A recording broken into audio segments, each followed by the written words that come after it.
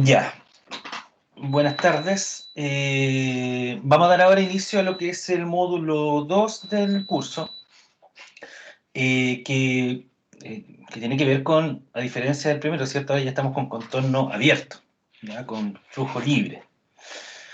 La diferencia, la principal diferencia que tiene con respecto al módulo 1 es que en este caso la presión a la cual se encuentra sometido el flujo es siempre igual, constante e igual a la presión atmosférica. ¿Ya? Digamos que la presión externa que recibe el flujo siempre es la presión atmosférica porque siempre está a superficie libre.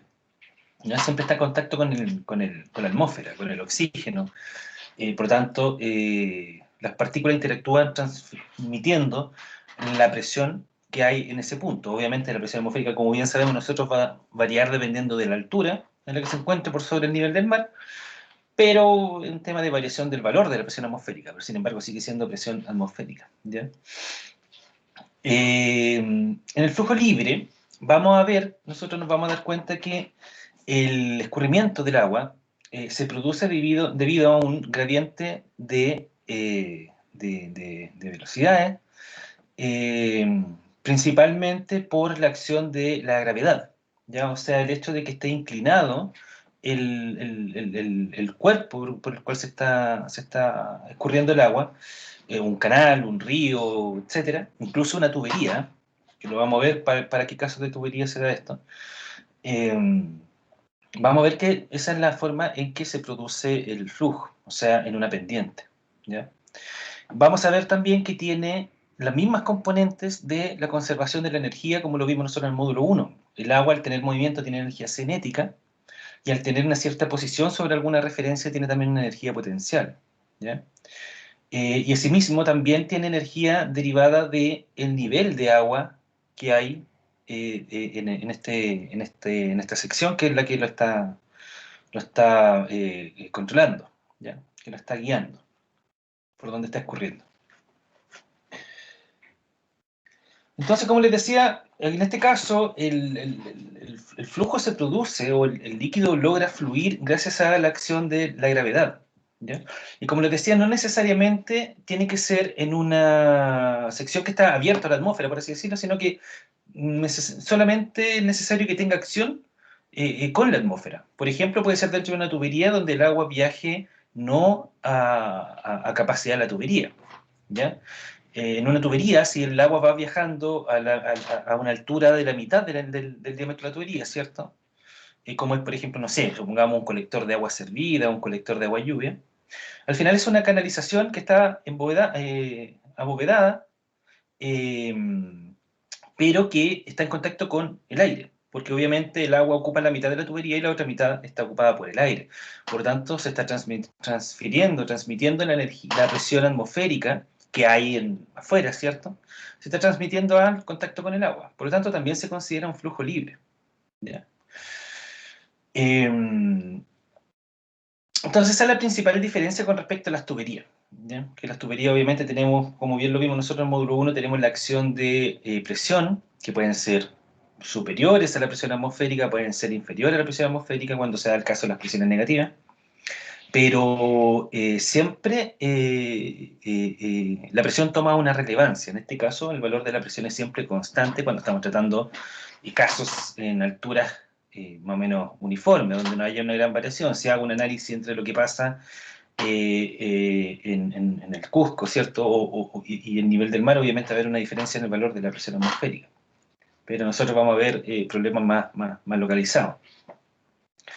En este caso, las características de este tipo de flujo es que, como les decía, la superficie la superficie del líquido, perdón, está en contacto con la atmósfera, ¿ya? Por lo tanto, se le denomina superficie libre, ¿ya? La superficie en este caso coincide con la línea piezométrica, y que lo vamos a ver más adelante, respecto a cómo se dibujan aquí las líneas de energía, ¿ya? También nos vamos a encontrar con dibujos de línea de energía en este tipo de problemas. Y que cuando el agua está a temperatura ambiente, el régimen del flujo es usualmente turbulento, como la mayoría de los fluidos, ¿cierto? Generalmente se comportan con regímenes turbulentos y que tienen componente en los tres ejes espaciales, ¿ya? A diferencia de cómo nosotros lo analizamos en tubería, donde tenemos un flujo que son uniformes y unidireccionales, en este caso tenemos flujos que van en las tres direcciones, por lo tanto, modelar una situación real es bastante complejo. Generalmente los modelos que mejor se aceptan para modelar canales o ríos es en dos dimensiones, dependiendo del software que se utilice para modelar. Pero para casos más específicos donde es necesario tener mayor asertividad respecto a las características del escurrimiento, ya ahí se vuelve un poquito más complejo. Porque obviamente un río, además de tener agua en la dirección del escurrimiento, se va a encontrar con piedras o con con otras especies que van a generar un impedimento en el escurrimiento normal del flujo, y eso va a producir que tenga componentes en otras direcciones, ¿ya? Tanto vertical como horizontal. Por ende, es de esperar que el agua tenga componentes de velocidad y de desplazamiento en todas las direcciones, ¿ya? Como yo les comentaba, si nosotros pudiésemos conectar un canal, imaginemos que tenemos este canal que está aquí a la izquierda, que es un canal que pareciera que es más o menos rectangular, ¿cierto? Obviamente acá en el interior está lleno de agua, y nosotros pudiésemos conectar un piezómetro a este estanque, nosotros podríamos darnos cuenta que la altura, la columna que alcanza el fluido, en este caso el agua, dentro del piezómetro, va a coincidir siempre con la superficie libre del agua, ¿ya? Por lo tanto, en este caso, la presión que se debe al fluido escurriendo en este canal va a ser igual a la profundidad del nivel de fluido dentro de esta sección, de este canal, ¿ya? O sea, van a coincidir ambas líneas piezométricas. O sea, no ambas líneas piezométricas, va a coincidir la línea piezométrica con la superficie libre del agua, ¿ya? ¿Por qué? Porque lógicamente, como ustedes sabrán, ¿cierto? Y como ya lo hemos comentado anteriormente, la profundidad va aumentando conforme aumenta la profundidad. Por lo tanto, la presión en el punto de la entrada de este piezómetro va a ser la presión asociada a la columna de agua que hay sobre él. Entonces se va a ver reflejada en el piezómetro, ¿ya? No sé si se puede ver claramente o si a alguien le queda la duda de qué consiste esto. Si pensamos que tenemos aquí el fondo del canal, con respecto a alguna referencia, fijémonos que el fondo del canal está a una altura z con respecto a este nivel de referencia. La línea piezométrica, que es la superficie del agua, está a una altura y o y por sobre el fondo del canal, y lógicamente vamos a tener una línea de energía que va a ser la altura de velocidad que está por sobre la línea piezométrica.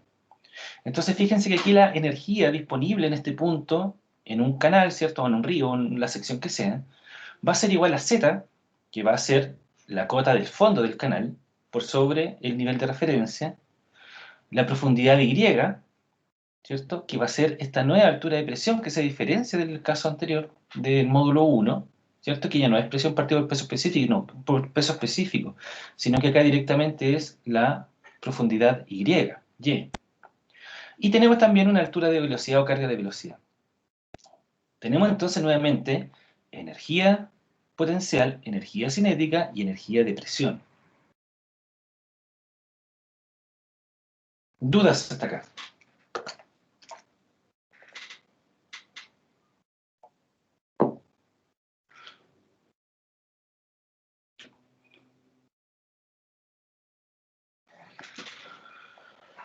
Igual como lo vimos en el módulo 1, aquí ya vamos a adentrarnos bastante en el tema del tipo de escurrimiento, ¿ya? Hay 4 tipos de escurrimiento, que son el escurrimiento uniforme. Después los vamos a ver todos en detalle. Esto es a modo un poco de introducción. Y cada uno de estos tipos de escurrimiento tiene su forma de cálculo, ¿ya? Que también la vamos a conocer durante el desarrollo del curso. Entonces tenemos el escurrimiento uniforme, el escurrimiento variado que se divide en dos, que es el escurrimiento gradualmente variado y el escurrimiento rápidamente variado. Tenemos el escurrimiento permanente y el escurrimiento impermanente. Como lo vimos nosotros al inicio del semestre, el escurrimiento uniforme tiene que ver cuando las características del escurrimiento no varían conforme se desplaza el fluido. O sea, las características van a ser no variables en función de la variación del desplazamiento, del delta L puede ser una longitud, ¿cierto? O sea, si yo estoy analizando mi escurrimiento en un punto 1 y estoy analizando luego el mismo escurrimiento, cómo se está comportando 100 metros más abajo en un punto 2, en el caso de un escurrimiento uniforme no van a existir variaciones del escurrimiento en función de ese desplazamiento de 100 metros.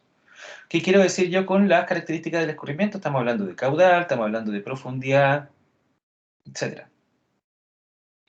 Y en el caso del escurrimiento variado, lógicamente es el caso contrario, donde sí vamos a tener cambios en el escurrimiento en función se desplaza el fluido. ¿Ya? O sea, si yo analizo en este caso una masita infinitesimal, pequeña, ¿cierto? Un pequeño volumen de masa de agua que se va moviendo a través del escurrimiento, esa pequeña masa no va a sufrir variación en el caso del escurrimiento uniforme, mientras que en el caso variado sí. Como les decía, tenemos el caso de gradualmente variado y rápidamente variado, que como bien lo dice su nombre, gradualmente variado tiene que ver cuando gradualmente van cambiando las características del escurrimiento conforme se desplaza. Y en el caso del rápidamente variado se produce un cambio brusco en, en las condiciones, las características del escurrimiento. ¿Ya? Aumenta la profundidad en un tramo muy pequeño, no sé, un par de metros, se produce un cambio en la profundidad de manera abrupta. Entonces sería un cambio rápidamente variado, ¿ya? Y sería parte, lógicamente, del escurrimiento variado. En cuanto a los escurrimientos permanentes e impermanentes, nosotros no lo vemos en este curso porque no es parte integral de este curso ver régimen permanente e impermanente, porque el escurrimiento impermanente, el régimen impermanente, tiene que ver con los cambios de las características con respecto al tiempo. En ese caso, principalmente se realizan modelaciones para poder diseñar los comportamientos de un cauce, de un río, de un canal, cuando tiene variaciones en el tiempo. Eso se hace generalmente cuando se analizan, por ejemplo, las crecidas. Cuando está lloviendo y se está incorporando agua al cauce, por tanto, está aumentando el caudal conforme avanza en el tiempo, porque está aumentando la masa de agua. Entonces, para poder, digamos, modelar ese caso, sí, hay varios métodos, lógicamente, pero se tiende uno a utilizar modelaciones matemáticas que permiten realizar o predecir el comportamiento del escurrimiento en función de la información que se tiene. Entonces, eso es súper útil, por ejemplo, para analizar, en el caso de las centrales hidroeléctricas o los embalses en general, no solamente que sean hidroeléctricas, en un embalse, es importante determinar cómo se va a comportar el río cuando se produzcan lluvias. Entonces, la cantidad de agua, porque ustedes sabrán que un embalse es un muro que retiene agua, ¿cierto? Retiene una gran masa de agua para poder utilizarla después para generar energía hidroeléctrica o para riego, etc. Por lo tanto, es importante modelar y tener claro cómo se comporta el río cuando se produce, por ejemplo, una lluvia, no sé, una lluvia muy grande, una lluvia centenaria, eh, que obviamente va a generar una crecida en el río. Entonces yo necesito analizar, determinar cómo es el comportamiento de esa crecida, ¿ya? Cómo va a afectar eso a mi obra, porque obviamente yo tengo que resguardar la integridad de la obra, de que el muro no se rompa a causa de que viene una gran masa de agua, ¿cierto?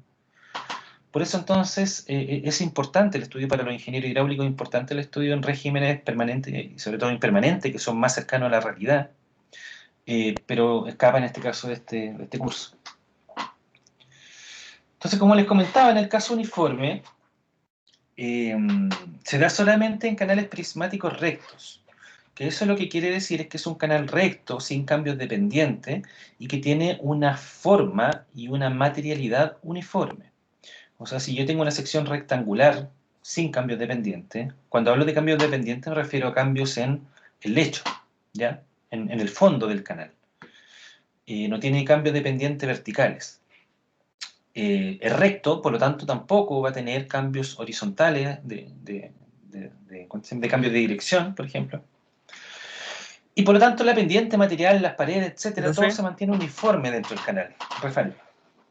sabe que hay un compañero que trata de entrar a la clase y no puede. Se llama Mauricio Espinosa.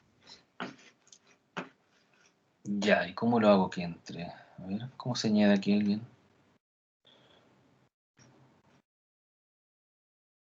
¿Y no le pueden enviar el link? No, no le funciona tampoco. Se le envié, pero aparece conectando y no le conecta. No sabe qué le pasa. No sé si podemos hacer algo desde acá. A ver.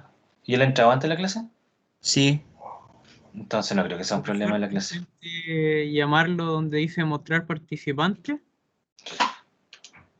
y ahí coloca invite a alguien, escribe el nombre del compañero y lo puede llamar. A Le ver, va a llegar directamente a Teams. mostrar participantes, ya. ¿Cuál es el nombre? Mauricio Mauricio. Espinosa. Mauricio Espinosa.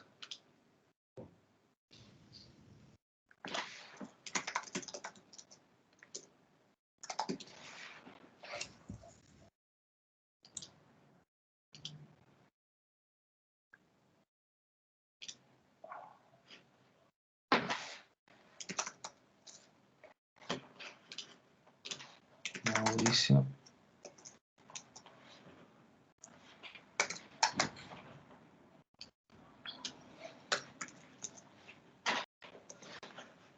Ya, ahí se lo envío. Ya. Entonces, en el escurrimiento uniforme, como les decía, el nivel de agua, la profundidad, se mantiene constante, así como las otras características, como son, por ejemplo, caudal, etc. ¿Ya? Y en este caso, este escurrimiento se da cuando la componente del peso del agua, que lo voy a entrar a dibujar para que lo podamos ver. No, no lo tengo dibujado.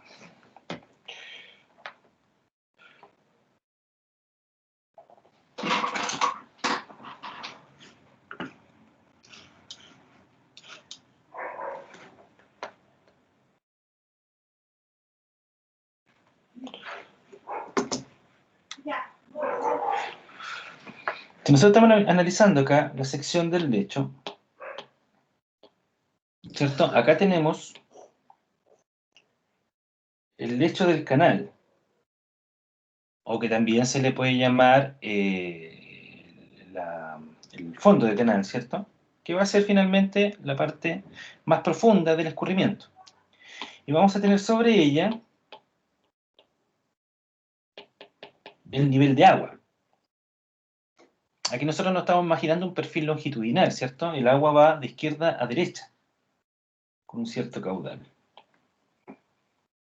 Si lo miramos la sección transversal, si hacemos un corte de esto, la sección pueden ser un montón de secciones distintas. Puede ser una sección rectangular, una sección triangular, trapezoidal, una sección semicircular, etc. Si nosotros hacemos este corte transversal, nosotros vamos a ver eso. Ahí tenemos, ¿cierto?, nuestras paredes. Y aquí tenemos el fondo o lecho del canal. Y el nivel de agua, lógicamente, va a una profundidad Y. ¿Queda claro esta figura? ¿Se entiende?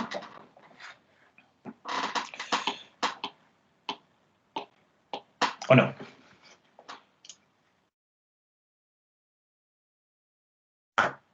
¿Alguien?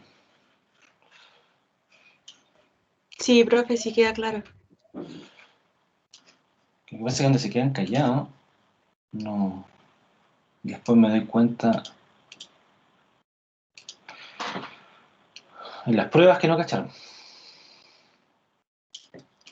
Ya, entonces, lo que les estoy diciendo yo es que en una sección uniforme, perdón, en un escurrimiento uniforme, en un canal prismático recto, se da que la profundidad Y, a medida que va avanzando el escurrimiento, no importa qué distancia aguas abajo lo analice, distancia X, la profundidad sigue siendo la misma, sigue siendo constante, ¿ya? Sigue teniendo la misma profundidad, el mismo caudal, las mismas condiciones del escurrimiento. Y esto se da porque si yo analizo una sección, un volumen, ¿cierto? Un volumen de control que se le llama, analizo esta sección de masa dentro de esta agua que está aquí escurriendo por este canal, la componente del peso, ¿cierto? Porque si es un volumen y tiene densidad, es una masa, por lo tanto tengo una componente del peso en la dirección X. Y X, ¿cierto? Eso va a ser nuestra componente. Tenemos una componente del peso que se va a equilibrar con las fuerzas de fricción.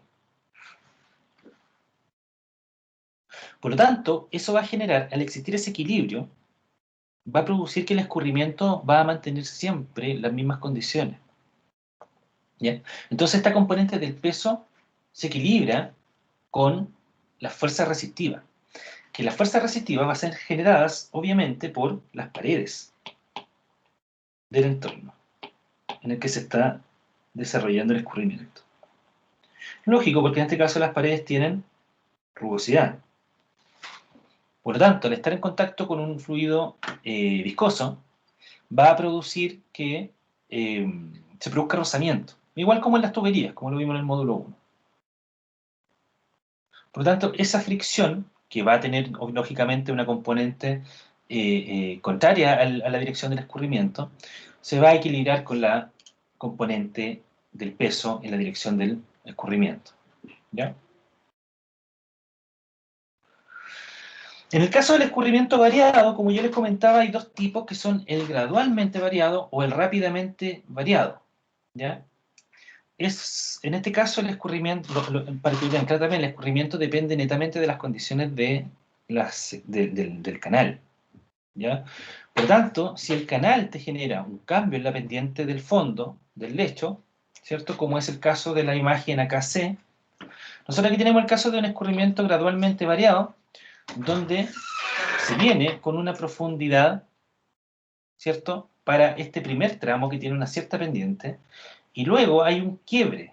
Lo voy a dibujar acá mejor para que se entienda más. Tenemos el fondo,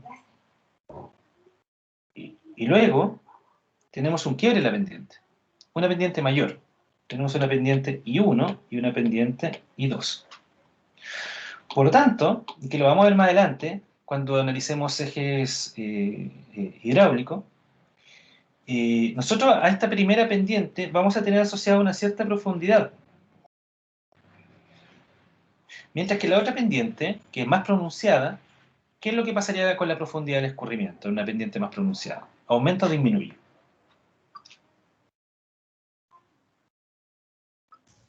Aumenta. Cuando es más pronunciada, aumenta. ¿Quién puede decir lo contrario? O argumenteme por qué aumenta.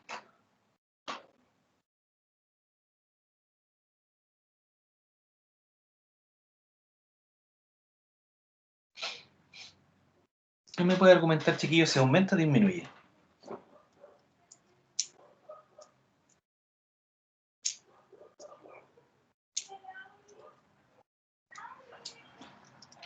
¿Qué Disminuye. era, profe, la pregunta? Perdón. ¿Qué pasa con el nivel de agua en el tramo I2? Acá. Nosotros aquí tenemos una profundidad con la que viene en este tramo I1, en este tramo con pendiente I latina 1, ¿cierto? Y tiene una profundidad Y1. Luego, cuando la pendiente se hace más pronunciada, el nivel de agua, lógicamente, va a disminuir. ¿Y por qué va a disminuir el nivel de agua? Porque va a tener más Aumenta la velocidad. velocidad. Exacto, va a aumentar la velocidad. Por lo tanto, al aumentar la velocidad, Te dijo que la va a disminuir. componente de la presión se reemplazaba por la de la Exacto, I. exacto. Del nivel de profundidad de agua. Exacto, súper bien, buen razonamiento. Entonces, por lo tanto, yo voy a tener esto. Pero, lógicamente, nosotros en la realidad, cuando tengamos un cambio de pendiente, no vamos a tener acá una profundidad I1 constante y después en el quiebre, ¿cierto? Aquí en el cambio de pendiente, vamos a tener una caída así en la profundidad. Nosotros lo que vamos a tener, y lo voy a dibujar aquí con azul, es que el nivel de agua va a empezar a disminuir paulatinamente hasta conectar con esa nueva profundidad en el punto 2. ¿Cierto? Por lo tanto, este es el caso de un escurrimiento gradualmente variado. ¿Ya? Donde de manera gradual comienza a disminuir la profundidad del nivel del agua hasta alcanzar la profundidad en este tramo 2. Este es un caso donde pasa de una pendiente I1 a una pendiente mayor I2, pero puede darse el caso de pasar una pendiente menor I2 o distintos tipos de combinaciones que los vamos a ver en su momento. Pero lo que quiero mostrarles es que esto es el caso de un escurrimiento o flujo gradualmente variado. ¿Se entiende esta caída paulatina en la profundidad para llegar después a conectar a esta profundidad I2? ¿Se entiende eso? ¿O hay alguien que no lo esté visualizando? Profesor, yo entiendo por qué va paulatinamente, pero ¿por qué va desde antes del...?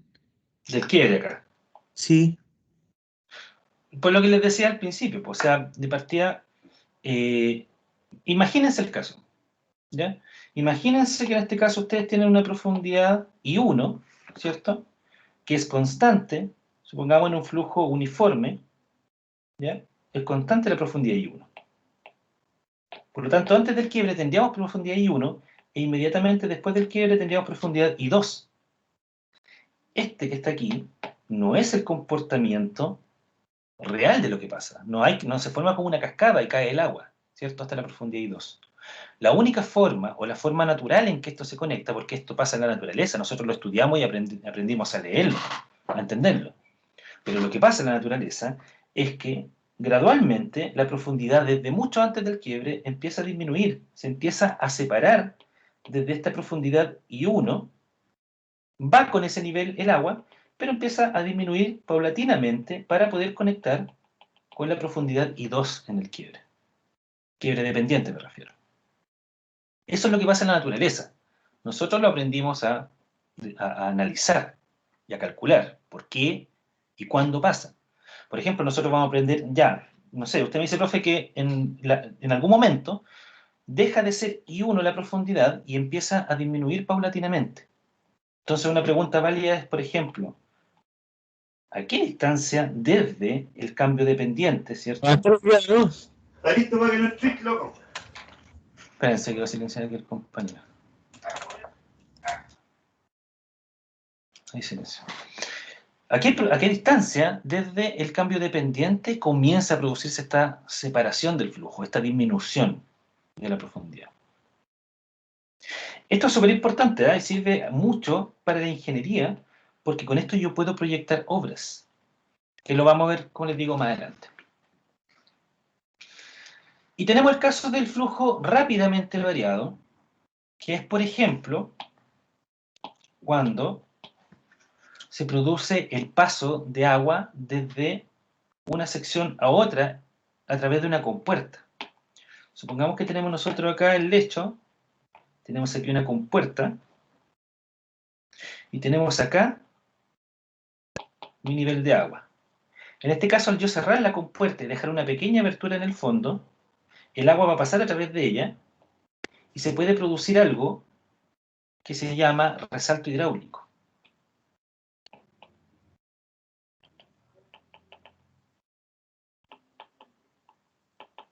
Resalto hidráulico. Y el resalto hidráulico, que también lo vamos a ver en su momento más adelante, es cuando tengo un cambio de una condición del flujo a otra, que tiene que ver cuando se produce un cambio desde flujo supercrítico a subcrítico. Insisto, lo vamos a ver más adelante, pero aquí ustedes tienen el caso de resalto hidráulico o salto hidráulico, da lo mismo, donde se produce este cambio en el flujo de un flujo rápidamente variado, supercrítico, perdón, de un flujo de torrente supercrítico a un flujo de río o subcrítico. ¿Ya? La característica principal de estos resaltos hidráulicos es que se produce una enorme pérdida de energía, focalizada o localizada, mejor dicho. pérdida de energía localizada. Y al ser localizada, que con localizada quiere decir que hay una pequeña distancia antes y después del resalto. Pequeño para un cauce, estamos hablando de un par de metros. ¿Ya? Se produce una pérdida de energía localizada que genera que el escurrimiento cambie su comportamiento de una manera abrupta. ¿Ya? Eso es en el caso del flujo rápidamente variado. ¿Dudas?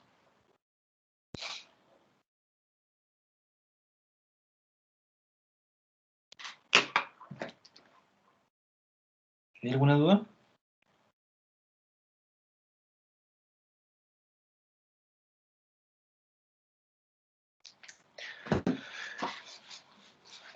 Y tenemos finalmente, como les comentaba antes, el escurrimiento permanente e impermanente, que el permanente se da cuando no cambia en el tiempo, o sea, el caudal se mantiene constante, y el impermanente cuando sí, obviamente sí cambia, ¿ya? Y que, como ya les comentaba, se analiza en detalle para las crecidas, ¿ya? Que es uno de los eventos más relevantes dentro del escurrimiento de las aguas que van a superficie libre, ¿ya? Generalmente porque son las que me ayudan también dentro de mi dimensionamiento y diseño de obras hidráulicas, ¿ya?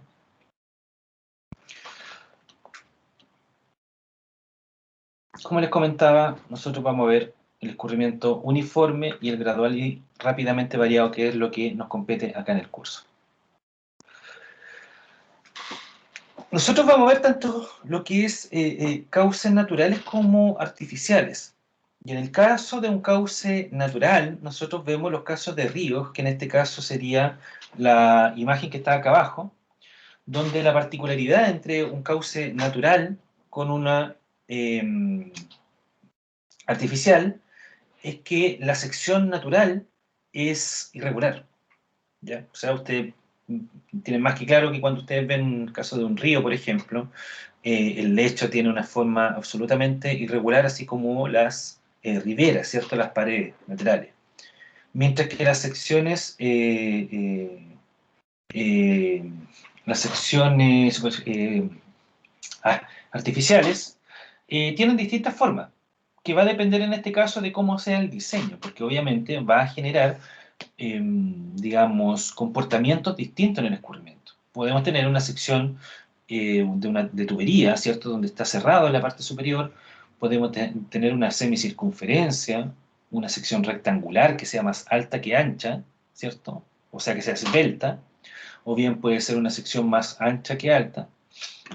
Sección triangular, sección trapezoidal, que las principales que nosotros vamos a ocupar van a ser las rectangulares, cuadradas y trapezoidales, ¿ya? Y todas estas características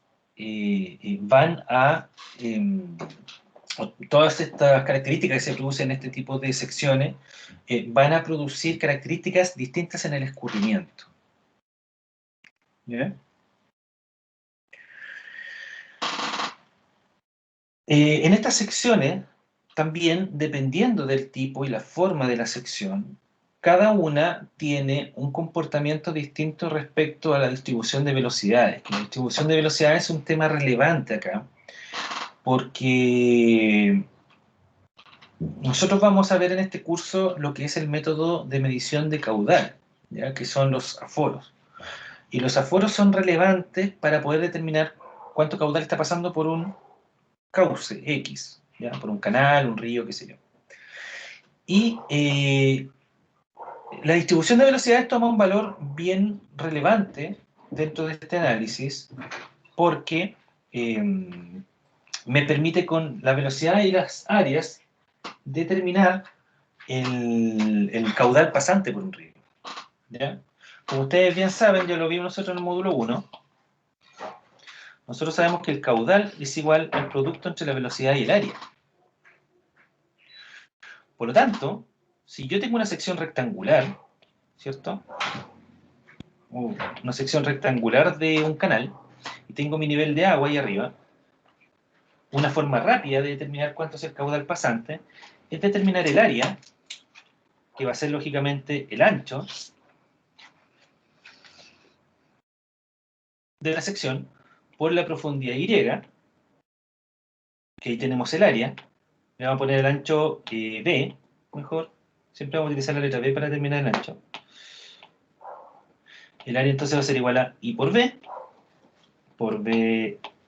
larga, Y por B, mientras que la velocidad de esta sección, ¿cierto? Que está pasando por esta sección, la velocidad del agua, puede determinarse, por ejemplo, una velocidad media, V, que es la velocidad promedio. Por lo tanto, el caudal, lógicamente, va a ser velocidad por área. Entonces, como ustedes comprenderán, determinar la velocidad pasante por una sección de río, de canal, se torna súper relevante y súper compleja también de determinar. Porque si nosotros lo vemos acá, ese es un perfil de velocidades para una sección natural.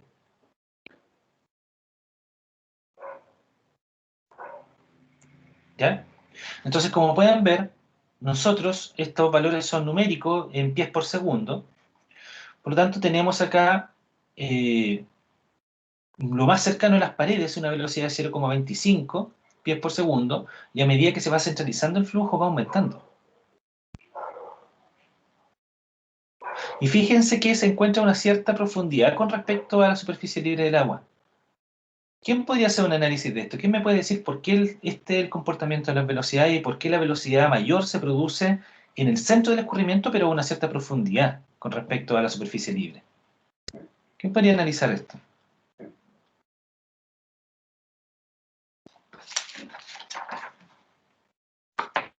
¿Por qué hay menos roce? Porque donde se concentra toda la masa de agua ahí en el centro, ¿no? No es que se concentre la masa de agua, tiene que ver con el roce, como lo decía el compañero. Las velocidades son menores en la parte que está más cercana a las paredes, ¿cierto? Y al lecho de este contorno, ¿ya? De esta sección. Y eso es debido a la acción de las paredes sobre el agua, que lógicamente la frena, ¿cierto? ¿Y por qué? Fíjense que el mayor valor de la velocidad está en el centro. Si nosotros miramos el eje X, está en el centro, pero si miramos la vertical, ¿cierto? Está a una cierta profundidad por sobre la superficie libre, o por bajo la superficie libre. ¿Por qué no está arriba o al medio de la sección?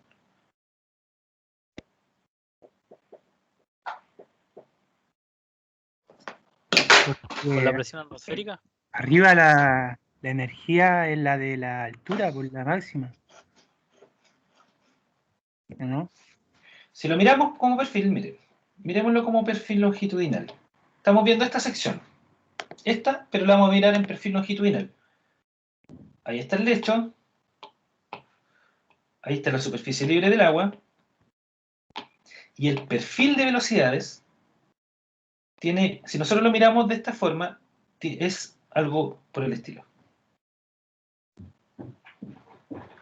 Y acá, a una cierta profundidad desde la superficie libre, se produce la velocidad máxima. Obviamente en el lecho, en el fondo, se produce la velocidad mínima,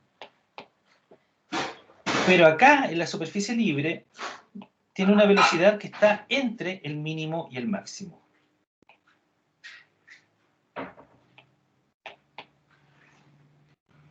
¿Por qué?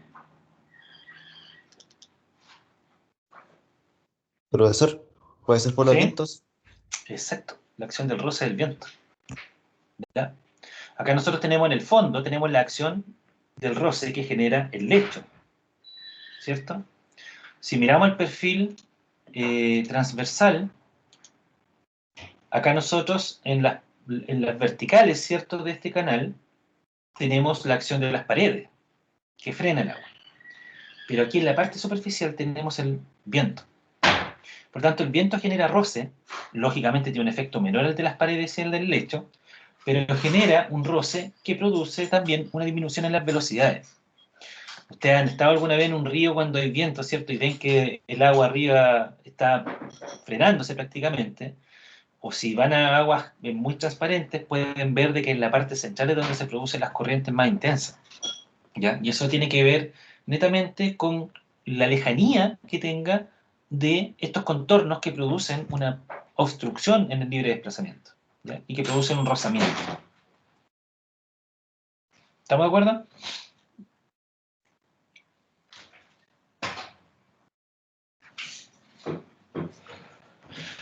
Entonces la distribución de velocidades no es otra cosa que cómo es o cómo se comporta la variación de las velocidades dentro de una sección transversal, ¿cierto? En el flujo. Y estas tienen un comportamiento absolutamente distinto dependiendo del tipo o la forma de esta sección, ¿ya? En caso de que los cauces naturales son muy variables, son muy complejos de determinar, es fácil aproximarse, pero muy difícil determinarlo y modelarlo de forma que después yo pueda hacer una representación total de un río, por ejemplo, y saber exactamente cómo es el comportamiento. Es muy difícil, porque lógicamente yo puedo analizar una sección real de un río o de un canal, pero 2 metros abajo la sección puede ser absolutamente distinta a esta. Y el comportamiento del escurrimiento va a ser totalmente distinto al del otro caso. ¿Ya? Fíjense acá, supongan que estas dos secciones están separadas a una cierta distancia una de otra, ¿ya? 5 metros, por ejemplo, y los perfiles de distribución de velocidades son absolutamente distintos uno de otro. ¿Ya? Tiene algunas similitudes, como por ejemplo que se va acercando a cero las velocidades a medida que me acerco a los contornos, pero en general son bastante distintos, porque las secciones son bastante distintas. Por lo tanto, es lógico pensar que en secciones artificiales, se ve el caso contrario, donde la distribución de velocidades es bastante uniforme, ¿ya?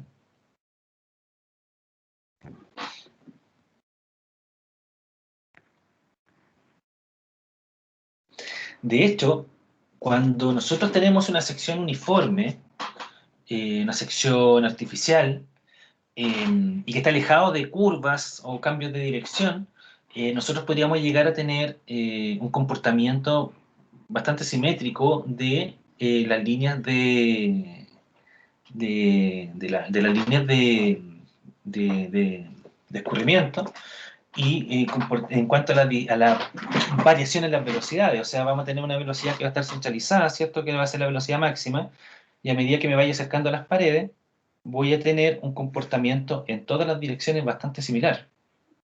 Una disminución en la velocidad que es bastante uniforme.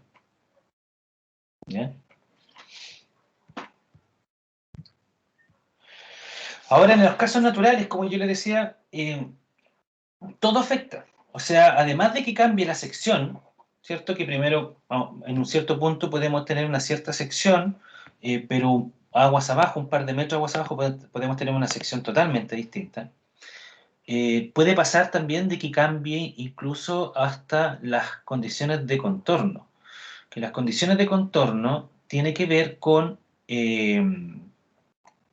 cómo está conformado el lecho y las paredes de la sección.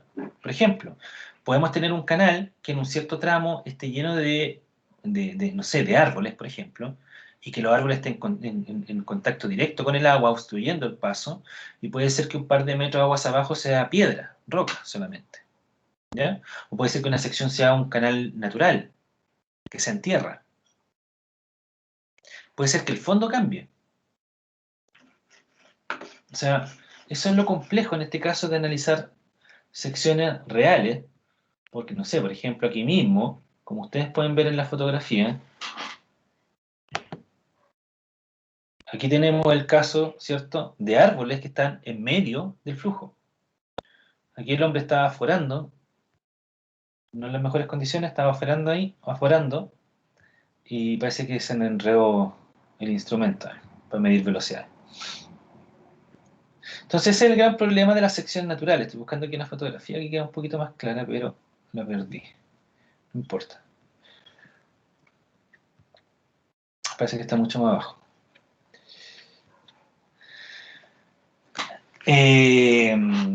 Y cuando tenemos estos escurrimientos naturales, además del gran problema que se nos genera a nosotros, que es el hecho de que va cambiando constantemente la sección y que van cambiando las características del río en cuanto a las condiciones de contorno, ¿no es cierto? Que es la materialidad, las obstrucciones que puedan existir en el cauce. Eso produce que tengamos un escurrimiento no tan solo en una dirección, que es la principal, que es, en este caso, en este dibujo, por ejemplo, de izquierda a derecha, ¿cierto? Sino que también vamos a tener corrientes secundarias, que pueden estar tanto en el eje Z, que sería el que entra y sale de sus pantallas, pueden tener componentes de la velocidad en el eje Y y componentes en el eje de velocidad en el eje X. Por lo tanto, en estricto rigor, el escurrimiento puede analizarse incluso hasta en 3 dimensiones. ¿Ya?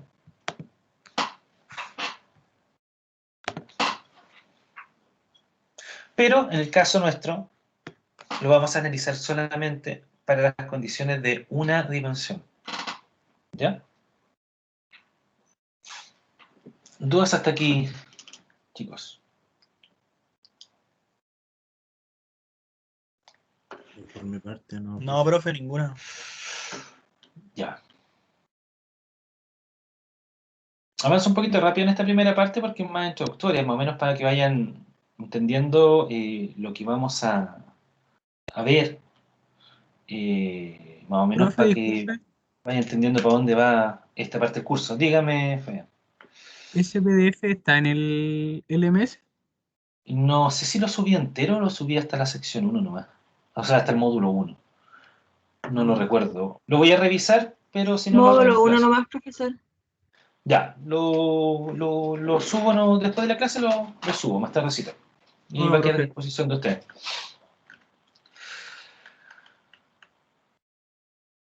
Entonces aquí ya entramos con digamos, las características relevantes de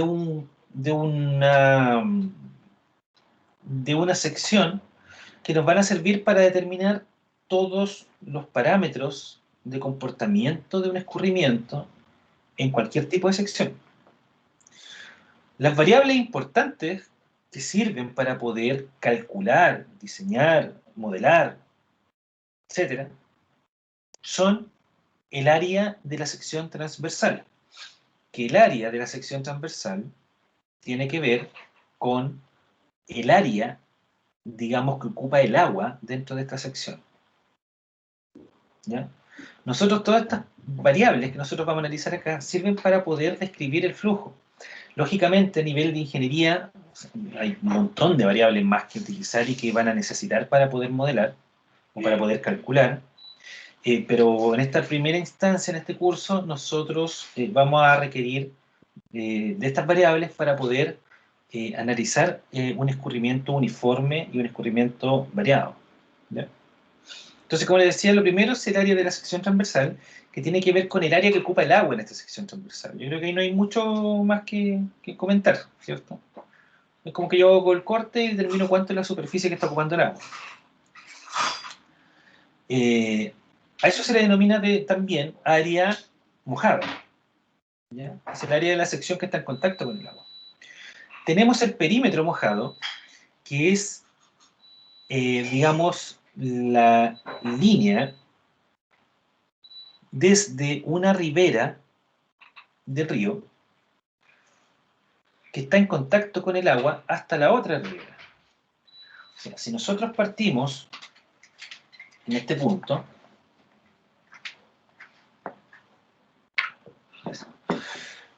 supongamos que tenemos esta sección transversal, es un poquito aquí, para variar se pegó acá, tenemos esa sección transversal, nosotros vamos a tener acá nuestro nivel de agua, y el área va a ser lógicamente toda la sección achurada, ¿cierto? Esa va a ser el área mojada. El perímetro mojado va a ser toda la distancia de las laderas, ¿cierto? Y el lecho hasta el otro extremo, hasta la otra ribera. Entonces a eso se le va a denominar perímetro mojado, a esa distancia. Acá no está muy claro cuál es el perímetro mojado, ¿cierto? Es bastante complejo determinarlo para una sección natural. Pero si nosotros miramos una sección rectangular, por ejemplo, de ancho B y profundidad del nivel del agua, Y, si yo les dijera cuál es el área mojada de esa sección.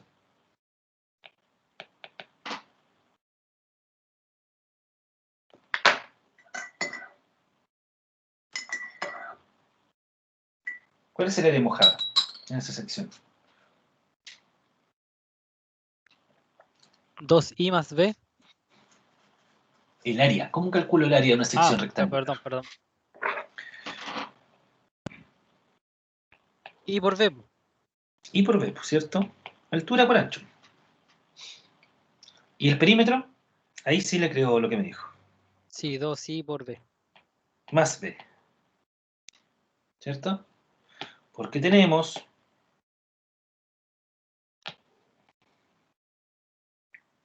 unidades, chiquillos. El perímetro es en unidad de desplazamiento, en metros, y el área en metros cuadrados. Si fuera 2i por b sería en metros cuadrados.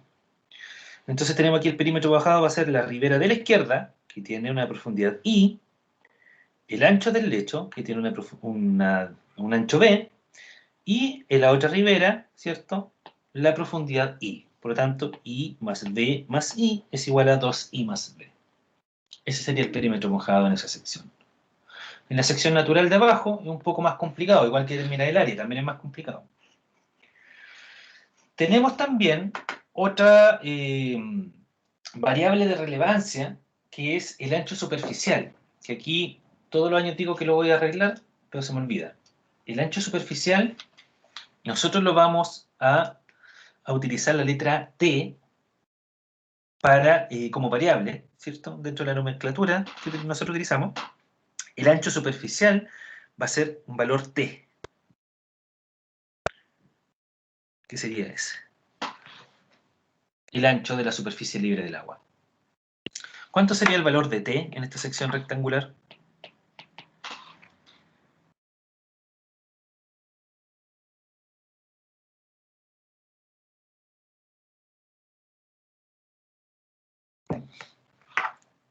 ¿Cuánto sería el ancho T ahí? B. B, por cierto. Perfecto. Y por último tenemos la última variable de interés para nosotros, que es la profundidad Y, que es la profundidad del escurrimiento. ¿Estamos? Lógicamente, estas variables van a cambiar dependiendo del tipo de sección. Si la sección fuese una semicircunferencia, habría que calcular cuál es el área mojada. Si es perfecta una semicircunferencia, el escurrimiento, no la sección, ¿cierto? O sea, si nosotros tenemos, por ejemplo, una tubería de agua lluvias, por ejemplo, y el nivel de agua es justo en la mitad, entonces es fácil calcular el área mojada, ¿cierto? El área sería pi por r cuadrado partido por 2. ¿Cuánto sería el perímetro mojado de esta sección?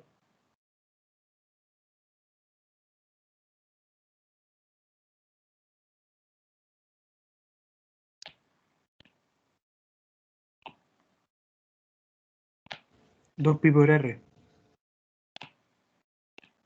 2r. 2 pi por r el perímetro mojado.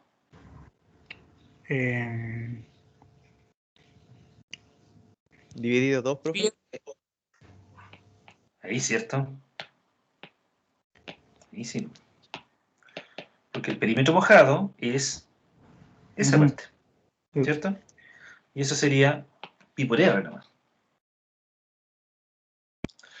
Una sección trapezoidal.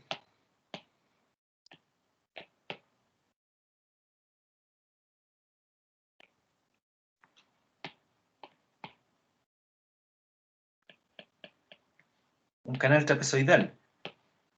Supongamos que la relación de los taludes es 1:1. ¿Ya? La profundidad es I. El ancho es B. ¿Cuál sería el área de esta sección?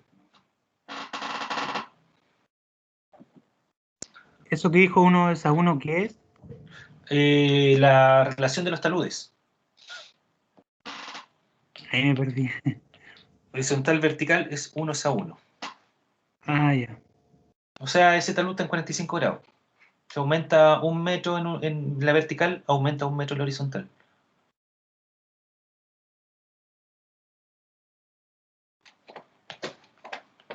¿Cuánto es entonces el área de esta sección?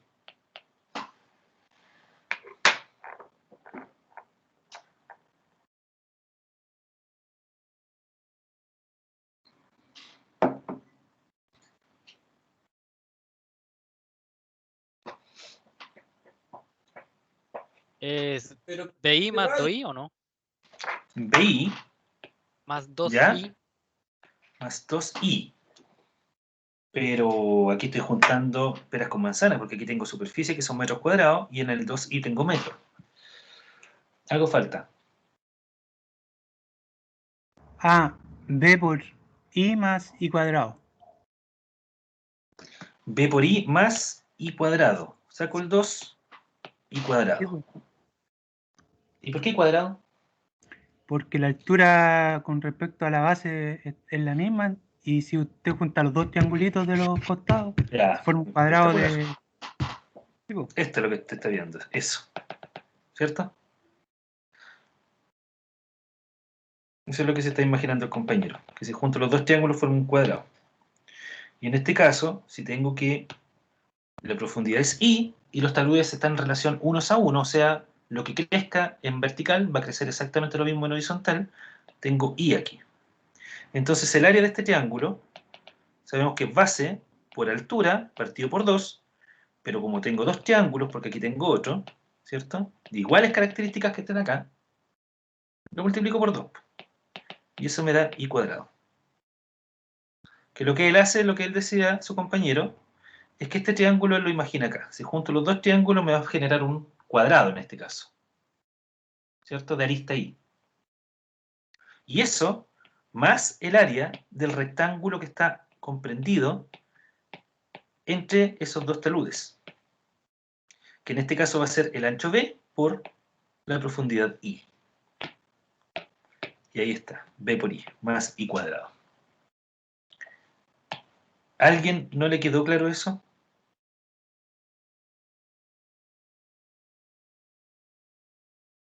¿O avanzo?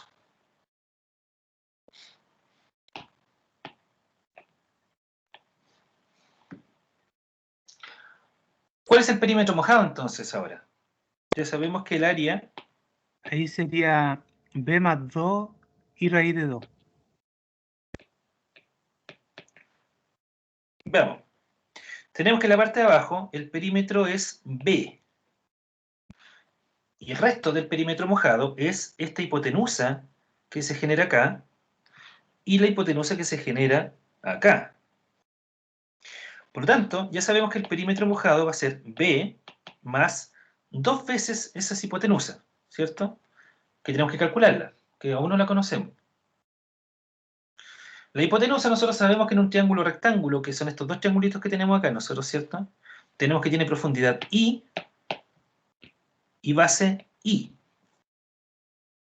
Por lo tanto, esta hipotenusa, que le voy a poner como incógnita h mayúscula de hipotenusa, es igual a la raíz de i al cuadrado más i al cuadrado. O sea, h es igual a raíz de 2. Por lo tanto, el perímetro mojado es b más 2 i raíz de 2, como bien dice el compañero. Está bien.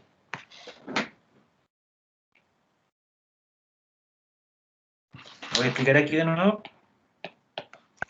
El triangulito que se genera ahí es este. De profundidad i y ancho i.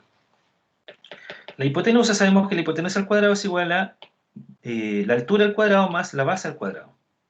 Por lo tanto, eso es igual a I raíz de 2. ¿Cuál es el ancho superficial de esta sección?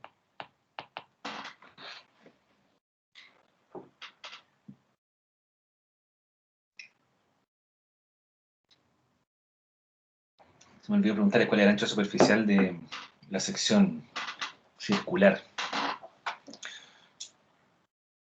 ¿Cuál es el ancho superficial de esta sección? Profe, sería B más 2I. Exacto. B más 2i, ¿cierto? Porque tengo i acá y tengo i acá. Y obviamente b entre medio de esas dos i. ¿Y eso?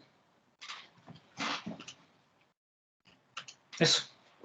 Y en el caso de la semicircunferencia,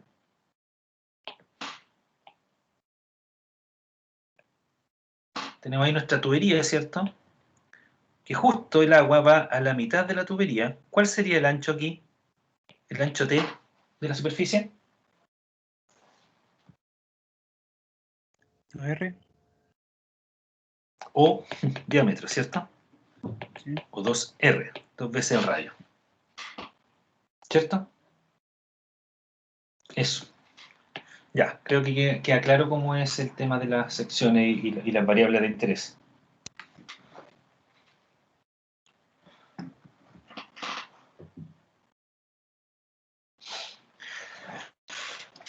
Ahora, se desprenden otros cálculos a partir de estas variables de una sección transversal, ¿ya? Que son, por ejemplo, el radio hidráulico. Y el radio hidráulico no es otra cosa que la relación entre el área mojada y el perímetro mojado, es área dividido perímetro, ¿ya? Y que es lo que mide en promedio cuál es la distancia desde el punto, o la distancia media del punto central del escurrimiento a cualquier pared. Entonces, si yo analizo dentro de un escurrimiento, la distancia que hay desde el punto medio del escurrimiento a cualquier pared, generalmente voy a tener todas que van a ser distancias distintas. Pero en promedio van a tender a ser el valor del radio hidráulico, ¿ya? El radio hidráulico vamos a ver después que toma una relevancia súper importante para los cálculos de los flujos uniformes, ¿ya? Debido a la metodología de cálculo que tiene. Y finalmente tenemos la profundidad hidráulica, que es igual al área dividido el ancho basal del escurrimiento. El área mojada dividido el ancho basal, ¿ya? No tengo la duda, porque yo diría que ahí es el ancho superficial, me parece. Ya, pero cuando lo veamos más adelante lo corrijo, pero me parece que era el ancho superficial. Creo que hay un error ahí en esa ecuación. Pero la profundidad hidráulica D es igual a área dividido, creo que es T el valor. Cuando retomemos esto más adelante, lo confirmamos, ¿ya? A ver, entonces nosotros ya hemos visto la relevancia del tipo de sección, la relevancia de la forma que tenga esta sección, ¿cierto? Y cómo eso me entrega una serie de valores, de variables, ¿cierto? Que me permiten describir el flujo, como lo vamos a ver nosotros ahora más adelante. O sea, ahora nosotros ya sabemos que existe un área mojada, un perímetro mojado, un radio hidráulico, una profundidad basal, una profundidad superficial. ¿Qué hacemos con eso? ¿De qué nos sirve esa información? ¿Ya? Lo vamos a dejar por ahora en stand-by, porque vamos a ver cuáles son los otros conceptos importantes para poder llegar al análisis, que nosotros, todo lo que estamos haciendo acá, nos sirve para poder analizar los comportamientos del flujo gradualmente variado, ¿ya? Que ahí es donde está la principal relevancia de todo lo que nosotros vemos en este módulo, ¿ya? Porque los flujos gradualmente variados son los flujos que uno se encuentra en la realidad, en las secciones, los canales, los ríos, ¿ya? Eso es lo que nosotros vamos a ver, siempre que estemos ahí. Pero para poder llegar a eso, tenemos que pasar por analizar flujos uniformes y tenemos que analizar también las características que tiene el escurrimiento para poder determinar esos flujos variados.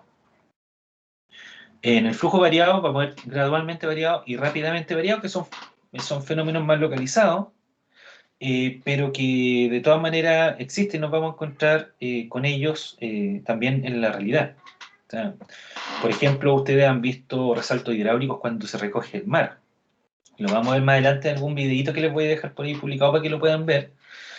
De cuando se produce resalto hidráulico, los invito a que ustedes mismos escriban resalto hidráulico en YouTube y se van a encontrar con un montón de videos. De hecho, hay unos videos bastante interesantes donde se prueban en canales artificiales, canales de laboratorio, que nosotros tenemos un laboratorio donde hay un canal artificial, a escala obviamente, y que con eso nosotros podemos analizar los fenómenos de resalto hidráulico y todo esto que nosotros vamos a ver aquí en el papel, se puede analizar. Lamentablemente por circunstancias no vamos a poder ocuparlo, pero en nuestras circunstancias hubiésemos podido acceder a él.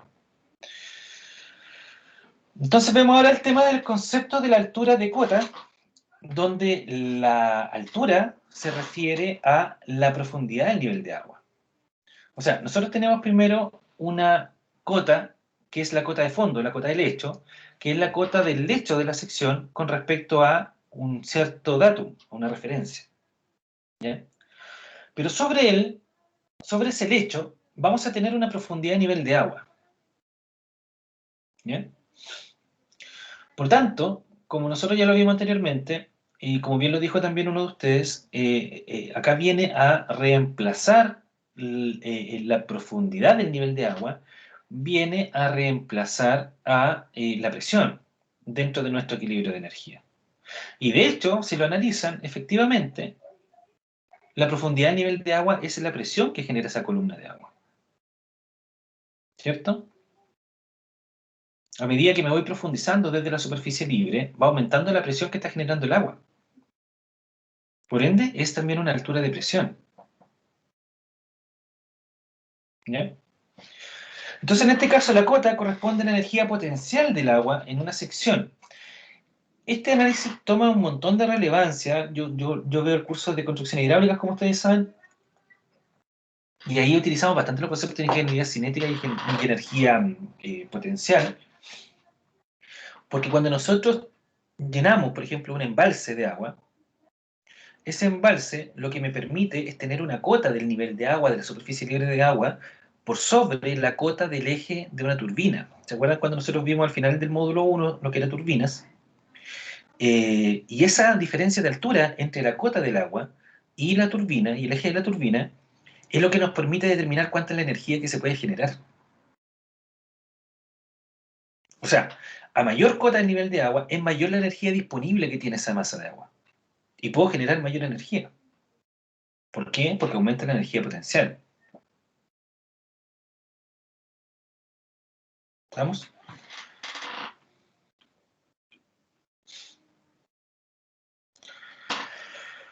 También se aplica en este módulo el principio de continuidad, que el principio de continuidad es la conservación de la masa, ¿cierto? Que en este caso en un flujo incompresible conlleva a la conservación del volumen de agua que se está desplazando desde un punto hacia otro.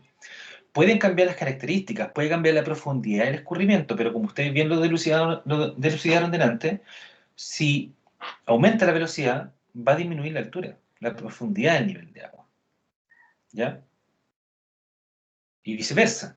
Si aumenta la profundidad en el cambio de una sección a otra, ¿ya? Si voy por ejemplo con una pendiente muy inclinada, y luego paso a una pendiente menos inclinada, a diferencia del caso anterior, lo que voy a tener aquí es un bajo nivel de agua, ¿cierto? Porque va a llevar mucha velocidad. Y luego de ese cambio de pendiente, como tengo una pendiente menor, voy a tener una mayor profundidad de agua.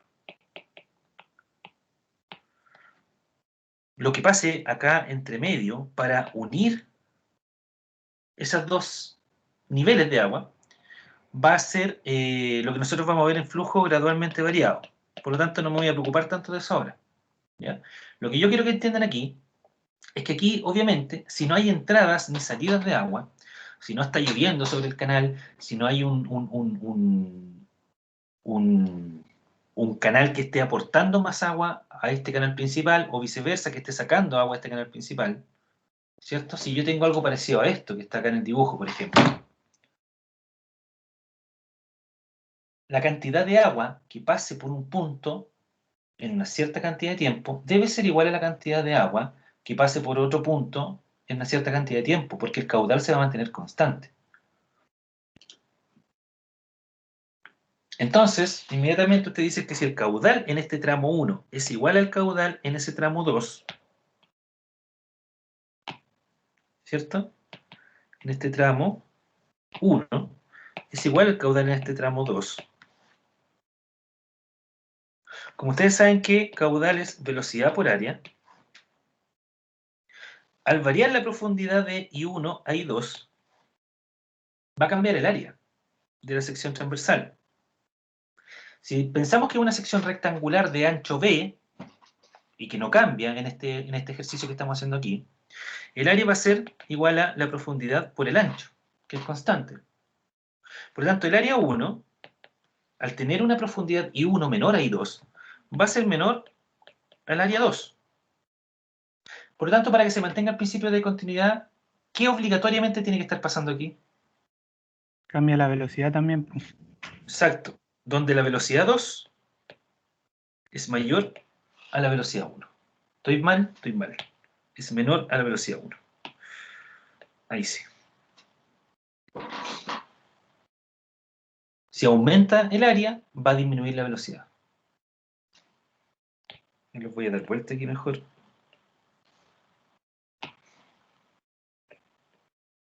Ahí sí.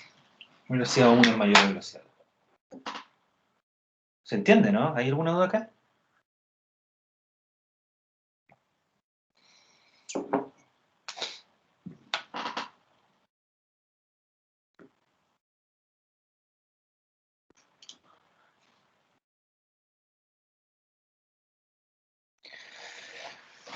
Ahora, créanme que nosotros, como les digo, analizamos acá secciones artificiales. Principalmente vamos a ver el tema de las secciones naturales cuando veamos aforo, pero generalmente para los problemas que nosotros vemos secciones artificiales. En las secciones artificiales uno puede controlar las aducciones y los afluentes y los efluentes, que son a través de la aducción y los tributarios. Afluentes que llega agua y efluentes que sale agua.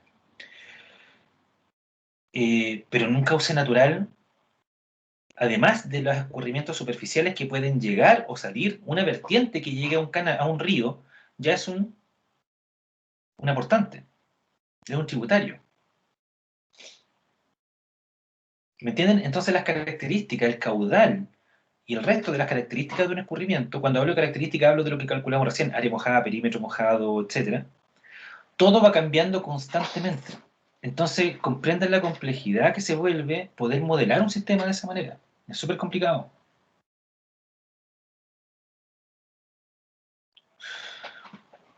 En el caso de una sección natural, que son las que vamos a ver nosotros, lógicamente se vuelve más sencillo el análisis porque nosotros controlamos cuáles son las entradas de agua y las salidas de agua.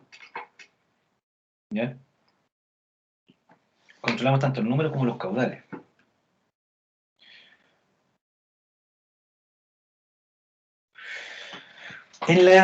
Generalmente en la ingeniería, uno de los principales problemas cuando nosotros vemos causas naturales tiene que ver con cuál es la capacidad de inundación de una ribera. ¿Ya? Porque, por ejemplo, cuando se hace un proyecto de, no sé, supongamos, vamos a ponernos con un caso un poquito extremo. Cuando nosotros analizamos la construcción de casas en un punto cercano al río, supongamos que aquí se hace un loteo de casas. ¿Ya? Un loteo. Dentro de todas las cosas ingenieriles, ¿cierto?, que hay que analizar acá, una de ellas tiene que ver con cuál es la capacidad del río. Esto estamos mirándolo desde arriba, ¿cierto? Este es un río. Porque a medida que ese río sufre de crecidas, nosotros bien sabemos que el río tiene dos riberas que están a unas cotas más altas, donde lógicamente en la parte central están las cotas más bajas del lecho y por lo tanto el agua puede escurrir por ahí, ¿cierto? Pero a medida que aumente la cantidad de agua que se le carga a este río, a medida que aumenten los caudales debido a crecidas, obviamente el agua empieza a ocupar un mayor espacio dentro de esta sección. Hasta que llega a un punto donde sobrepasa la capacidad e empieza a inundar. Entonces, dentro del análisis que se hace de los análisis hidráulicos que se hacen para que estas casas no sean inundadas en algún momento por el desborde del río, hay que analizar y hacer un estudio para ver cómo es el comportamiento del río frente a crecida. Hay distintos caudales. ¿Cuál es el caudal máximo que soporta portear este río? Cuando se habla de caudal de porteo, es la cantidad de agua, ¿cierto? El caudal que puede llevar el río, ¿ya? Que permite portear. Entonces, yo tengo que analizar para qué caudal este río se va a desbordar y puede inundarme estas casas.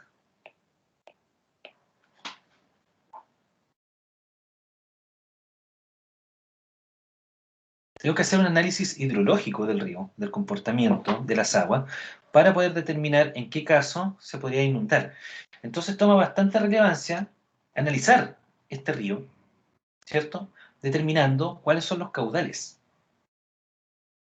que pasan por él.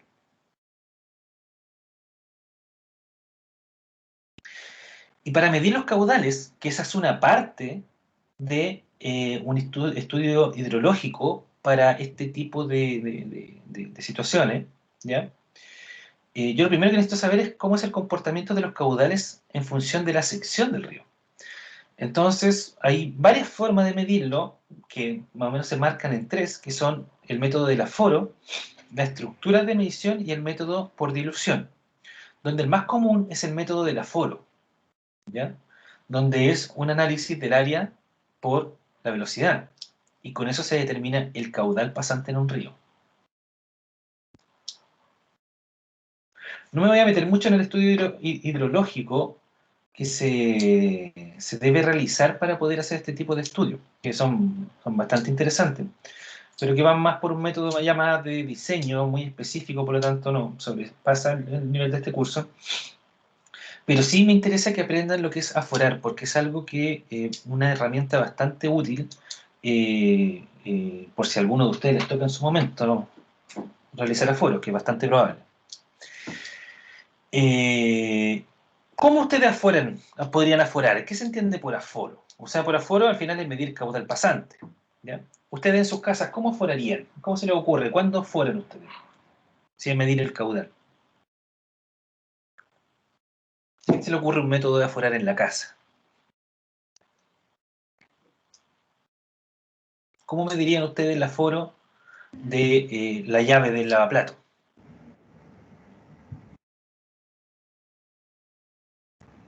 Se suman los distintos caudales que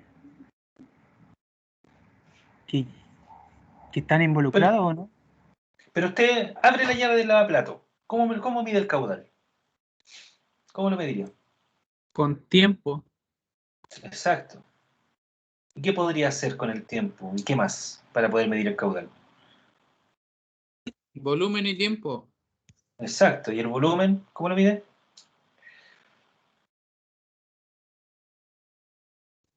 En litro. Mide una botella, por ejemplo, ¿cierto?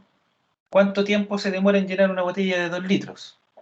Ahí tiene el volumen, tiene el tiempo, volumen versus tiempo tiene caudal. Eso es un método de aforo. O sea, en este caso, en la casa estaríamos ocupando el método de volumen versus tiempo.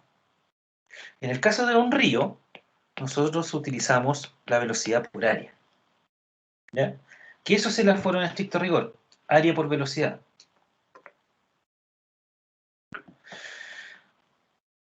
Ahí se generan dos problemas. Ya no tenemos solamente un problema que es determinar el caudal, ahora tenemos dos problemas, que es determinar la velocidad y determinar el área. Porque como yo les dije, el gran problema de medir el área en una sección rectangular es súper fácil. En una sección artificial en general es súper fácil. El problema es cuando lo hacemos en una sección real. ¿Ya? Y en este caso, en una sección real me refiero a natural, en una sección natural tenemos un comportamiento de las paredes y del lecho de la sección, de este río, por ejemplo, que estamos midiendo, que no es uniforme.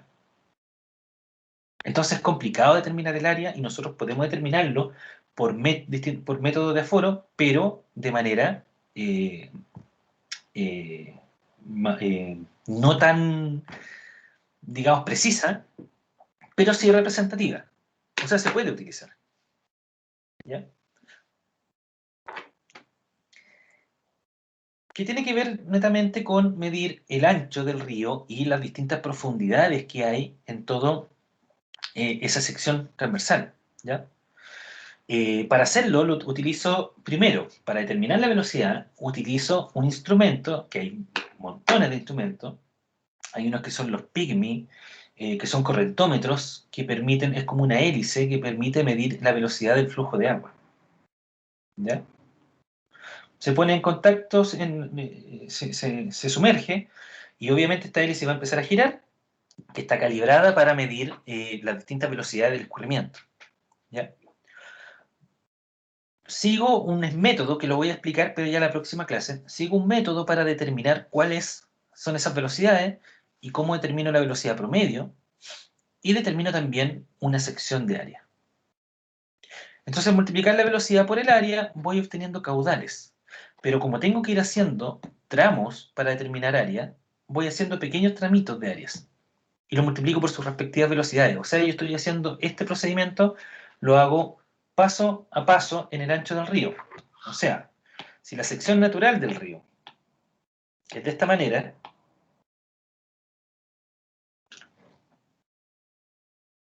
y aquí está el nivel de agua, yo voy a ir avanzando. Hay varias formas de hacerlo dependiendo de la profundidad del río, lógicamente. ¿Ya? Hay formas de hacerlo más variable o en bota, ¿ya? Donde yo voy midiendo metro a metro, y así hasta llegar al otro extremo, cada 1 metro, que esto también es variable, o sea, no necesariamente 1 metro, pero hay que hacerlo a secciones uniformes, a 1 metro, cada 2 metros. Y mido las velocidades que hay en el río en esa metro. Mido distintos valores de velocidad. Calculo velocidad 1, velocidad 2 y velocidad 3. Calculo el promedio de esas velocidades.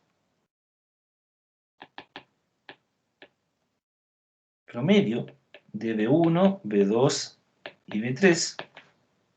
Y como área, calculo que ya tengo en esta sección 1 metro de ancho. Voy a calcular cuál es la profundidad en el punto medio, ¿cierto? En ese metro. Una profundidad H. Por lo tanto, voy a tener que eso va a ser 1 metro por una profundidad H, y con eso tengo el área. Y ahí me permito determinar el caudal, pero estoy determinando el caudal de esta sección,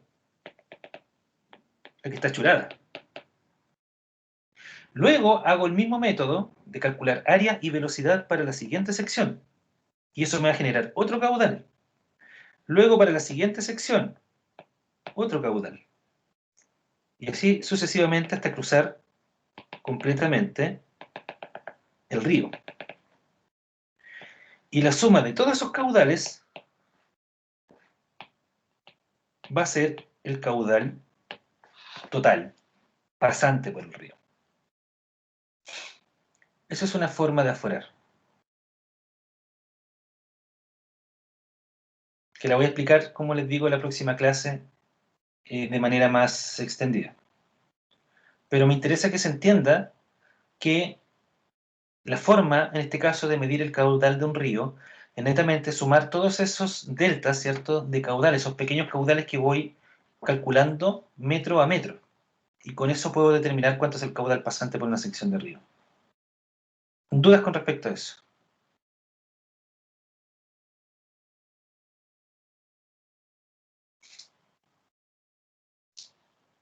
Al menos yo lo entendí, profe. Yo también entendí, profe. Ya, peque. Bueno, pero lo vamos, como les digo, lo vamos a retomar en la siguiente clase. Chicos, el día miércoles no puedo hacer clase porque tengo una reunión a primera hora, así que lamentablemente no voy a poder. Voy a sacar... Denme un segundito para terminar la clase. Ya.